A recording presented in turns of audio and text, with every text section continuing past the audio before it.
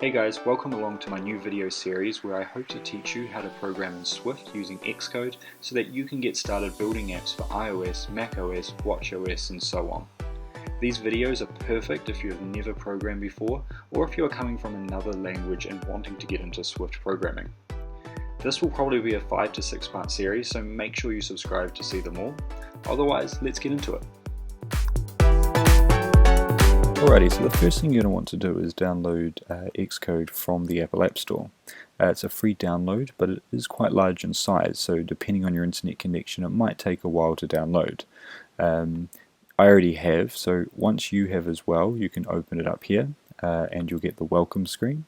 Now note, all videos in this series will be done in version 8.0, which is the latest version of Xcode, so make sure that you've got version 8.0, as this also includes Swift 3 and all of the new features which we'll be going through.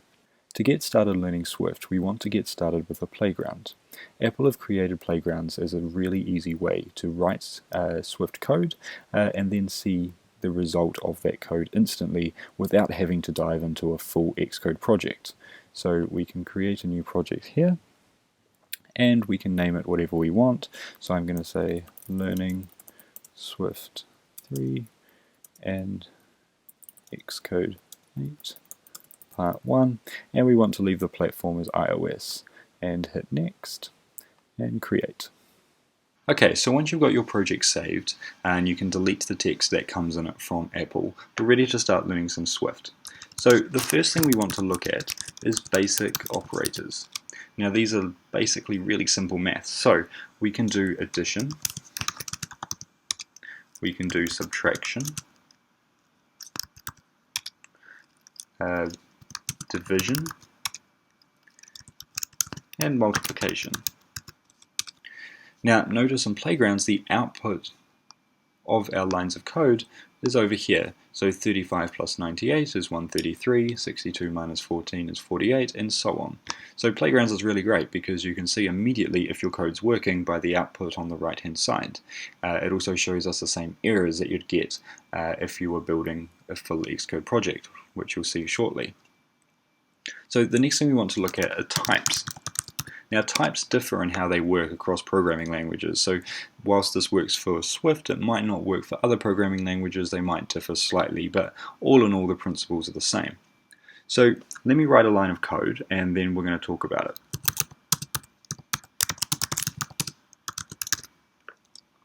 So what I've done here is I've firstly written var, which stands for variable, and then basically a variable holds some information for us.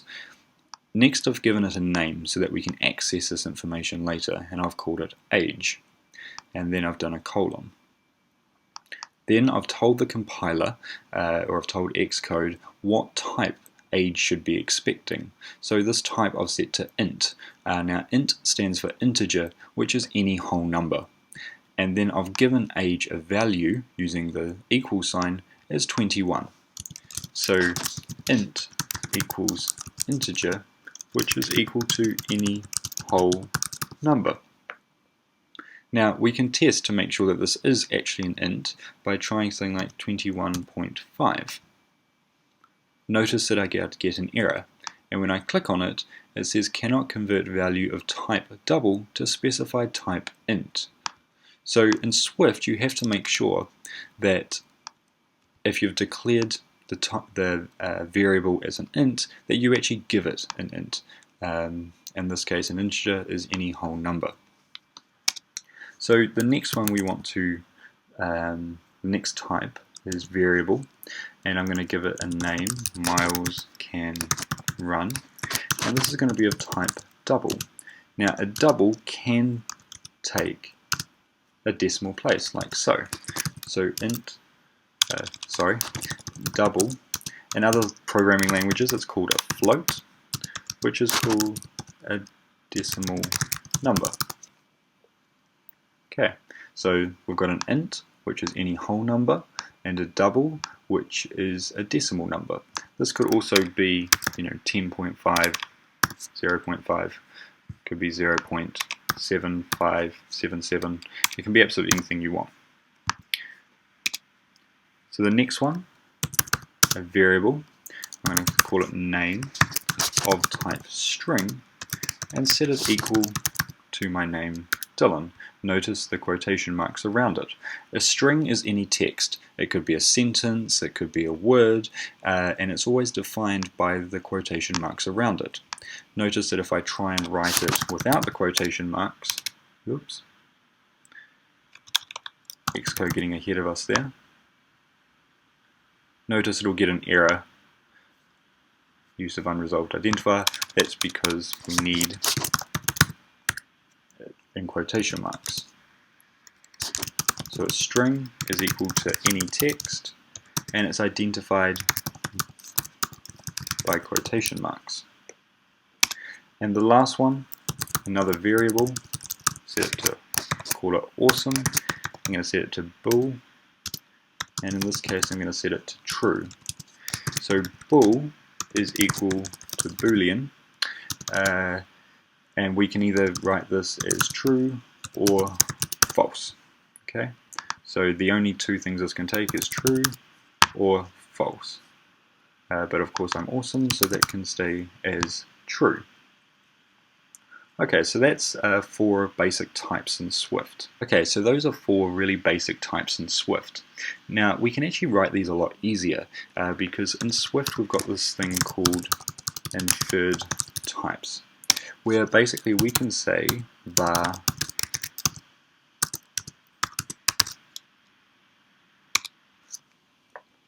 and without writing what type it is, it's already inferred what type it is via the 21. So it knows that 21 is an int, and so automatically it makes dog's age an int.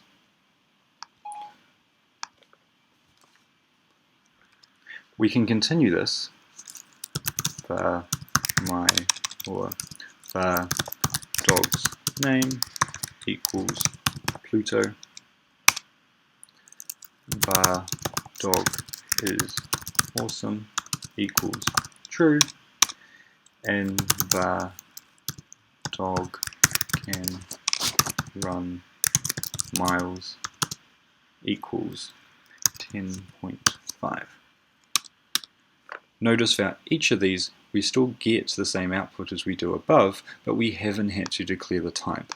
That is because Swift does inferred types, so it can figure it out automatically, which saves us a lot of time.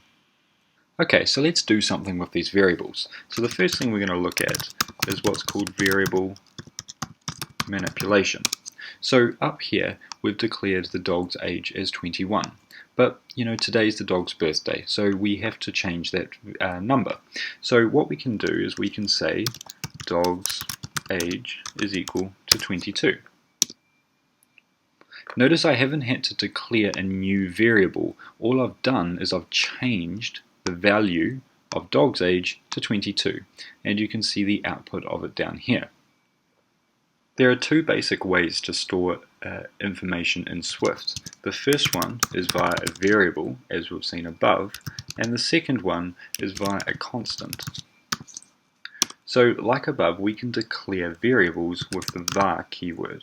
To declare a constant, we use let. So we're going to say let my favorite food equal to chocolate. Notice that chocolate is a string because of the quotation marks around it. Now a constant, unlike a variable, cannot be manipulated. So here we could manipulate the dog's age because we set it as a variable. However, we've set my favorite food as a constant, so it can't be changed. To prove that, let's try and change it. So if I set my favorite food to apples, notice we get an error, and it says cannot assign to value my favorite food is a let constant, and what it's proposing is that we change it to var to make it mutable. So mutable means that we can change it. So var variables are mutable objects, whereas let, being a constant, is not. It is immutable, meaning we cannot change it. So I'm going to write this in a comment because it won't actually work, as you just saw. that gives us an error. Okay, so now that we've covered basic operators, types, inferring types, and manipulating them, we're going to move on to what are called comparison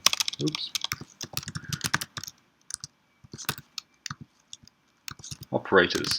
Now these are things like less than, greater than, equal to,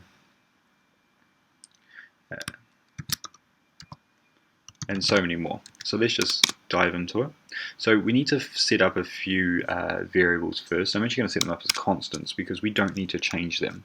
So I'm going to say let my current age is equal to 21, let my mum's age equal to 45, let my friend's age equal to 23, and I'm also going to say let years on Earth equal to 21. So all I've done here is set up 4 constants, or using the let keyword, and they're all set to integers. So now let's play with some comparison operators. So we can, for example, say my current age is greater than my mum's age. Notice how over here this is produced false because my current age of 21 is not greater than my mum's age of 45. So comparison operators produce a Boolean result. They're either true or they're false. Let's try it again. So my current age is equal to years on Earth, and this should be true. So it's true because my current age of 21 is equal to years on Earth, which is also 21. Now notice when we do the comparison operator we use 2 equal signs. That is because we use a single equal sign when we're wanting to assign a value to a variable, whereas here we're comparing, so we need to use 2 of them. Okay, let's do this again. So what we can also do is we can get a little bit more complex. So we could say my current age is less than my mum's age, and my current age has to be greater than my friend's age. Notice this produces false. Why? Because both conditions have to be equal to true for this to become true. So my current age is less than my mum's age, but my current age of 21 is not greater than my friend's age of 23. So the statement produces false. What we can do though is we could say my current age is less than my mum's age, and then we can do 2 pipe signs like that, which stands for or. My current age is greater than my friend's age. Notice this equals true. It'll produce true if either one of these conditions is equal to true. In this case, this is true and this is false, but because this side of it is true, the result of the whole thing produces true. We can also do things like my current age is greater than or equal to years on Earth. Notice this produces true. So even if I change this to say 27, change my current age to 27, it still produces true because it's either greater than or equal to years on Earth. But if I change it to less than 21, it'll now produce false because my current age is not greater or equal to years on Earth. Okay, so let's try and do something a bit more useful with what we've learned so far. So what we're going to look at now is if-else statements. So these are a way to, depending on the outcome of, say, a comparison operator, do something. So this is how we write them. So if my current age is greater than my mum's age, then we're going to use these curly braces, and then we can say I am older than my mum. Else, and some more curly braces, my mum is older than me.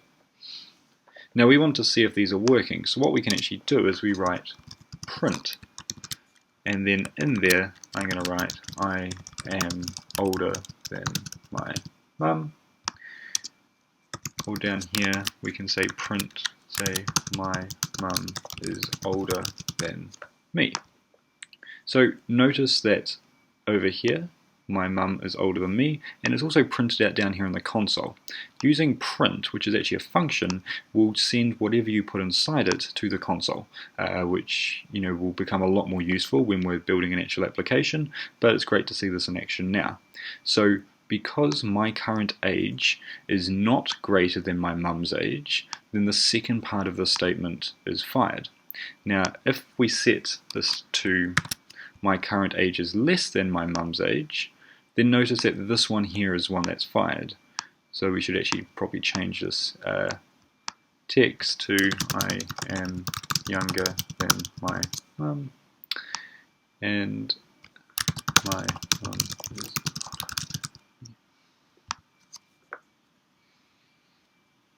There we go. Let's now look at one of the most fundamental parts of software, and that is functions. So to write a function, first of all, we have to say func, which stands for function, obviously, and then we have to give it a name. Now, following the name, we put two brackets around there like that, and then curly braces like we did in our if-else statement. So basically what this does is when the say hello function is called, anything that's inside these curly braces will fire and will go. So we want to put another print in here, and it's going to say hello. Now notice that nothing's happened, and that's because we need to tell it to actually fire say hello. Now it's really simple. We can just write say hello like that, and then if I hit enter, notice hello has popped out here and over here as well. So functions by themselves don't call unless you put say hello, or the name of the function followed by brackets. So we can expand on this with a slightly more advanced function. So what we want to do is firstly we want to create a constant, which I'm going to say let my name equal to Dylan. And remember that it's a string, so it must have quotation marks. Then I'm going to write a function which says func say hello to me, brackets, and then curly braces like that. Now what I want to do is inside the curly braces I want to send the constant my name into this function so it can be used within the function. What I want it to do is down here is I want it to say hello Dylan, but I only want to do it within the function. So what I need to do is firstly I need to say give it a name, so I'm going to say name, and then in Swift 3.0 we need to tell it exactly what type it should be expecting. So my name is of type string, so we need to tell it to expect a string like that. So now inside our function we can say let hello string equal to that, and I can say hello, and then I'm going to do that and I'll explain that in just a few moments, and then I can say print hello string. Notice that I can pass in this entire constant into the print function to print it out. And then to get the function to work I need to say hello to me. Now notice it's asking for a string. Now our string is going to be my name, so I'm going to click on that, delete it, and replace it with my name. And notice the result of that function says hello Dylan. So let's just talk through this one more time. So I've created a constant which I've called my name, and I've set it to the value of string Dylan. I've then created a function, but inside here I've set some parameters. Now the parameter, I've called it a name, and I've told the function it's going to be a string. So whatever I pass into here, it knows is going to be a string. I then create the string, create a new string using the word hello, and then also putting in my name using this method here, which I'll explain shortly. I then print out the constant hello string, and then I call the function down here, remembering to pass in the name constant there, which I called my name. This produces the output hello Dylan. So what is this thing here? Well, in Swift, it's called string interpolation. So what I can do is, just to show you exactly how this works, is I can say let my new name equal to George, and then let my new age equal to 50. And what I want to do now is I'm going to create a let my age string equals that. So what I want to do is, by doing a backslash and then brackets, I can pass in any object into here. So it could be a variable or a constant, and we can even do mathematical functions in there. So what I can do is I can say my new name. So it's going to pass George into there, and notice that George now pops out in the string. And I'm going to do is, and then do another one of those, my new age, and then years old. And notice the result is George is 50 years old.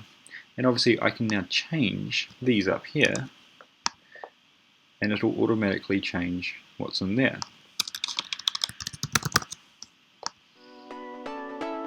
So that's string interpolation. Alrighty guys, so that completes our very first video in learning Swift 3.0 and Xcode. Like I said, this is part of a series, so come back next time and we'll look at while loops, break statements, continue statements, optionals, conversion between data types, and also get you started in building your apps in Xcode. Check out the description below for links to all the code used in this video, and also some other useful links to go check out. Until then, make sure you subscribe and see you next time.